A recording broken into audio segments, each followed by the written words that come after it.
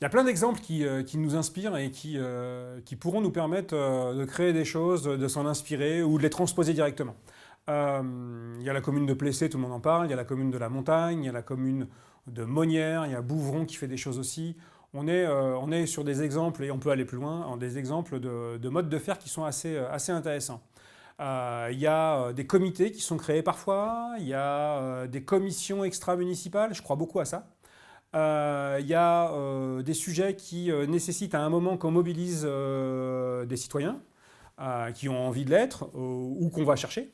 Et puis il y a des sujets sur le long cours. Donc parfois c'est un projet ponctuel sur un endroit, un projet donné, et on se dit tiens on va aller chercher les habitants. Ça peut être du tirage au sort sur liste électorale.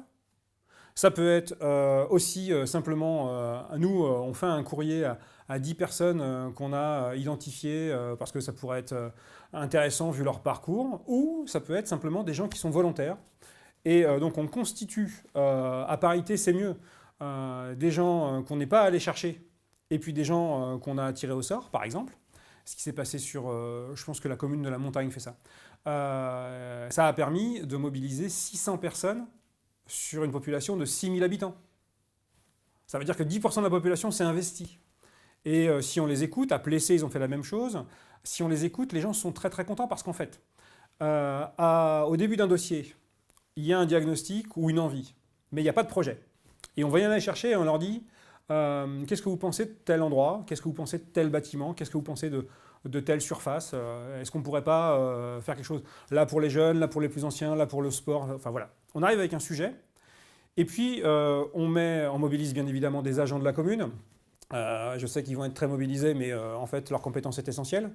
On mobilise des partenaires le cas échéant, et on fait réfléchir les gens sur un diagnostic, des enjeux, ensuite des actions, et puis on les met en œuvre. Donc ça veut dire des budgets, ça veut dire un fléchage, et ça veut dire une transparence et une lisibilité.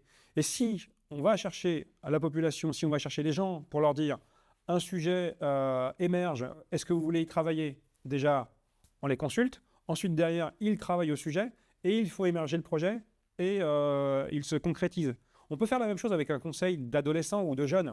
On a un conseil des enfants. On pourrait très bien se dire, tiens, pour le coup, il faudrait qu'ils réalisent leur projet, un par un.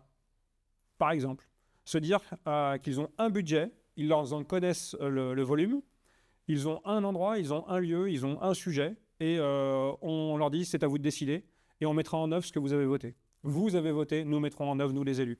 Donc en fait, si le deal est clair entre ce qu'on a dit au départ et ce qu'on fait ensuite, les gens ne se sentent pas floués et vont se sentir respectés et vont s'investir. Donc on aura affaire à la fin de l'étanchéité entre les élus et les pas élus.